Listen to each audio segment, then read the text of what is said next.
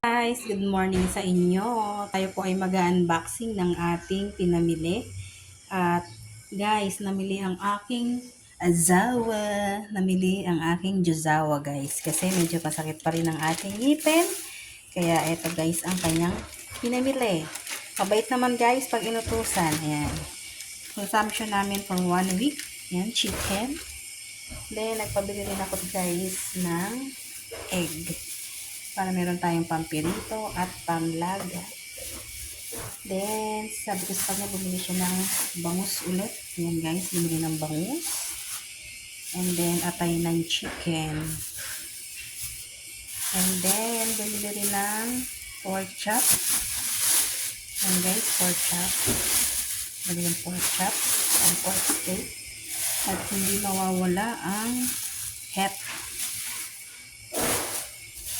And then, napagdala rin ako guys ng buto-buto at saka ng laman. And guys. And then, nagpabili rin ako guys ng lutuin ko ang chicken feet. Yan guys, chicken feet tayo. Lulutuin natin yan ngayon. At nag-trade tayo, nakapanood tayo sa kanilang mga reels ng chicken feet.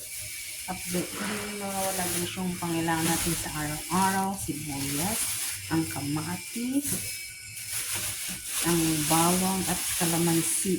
Yan guys, meron. At nagpabili na rin ako ng garlic. At meron din guys na patatas para sa corned beef.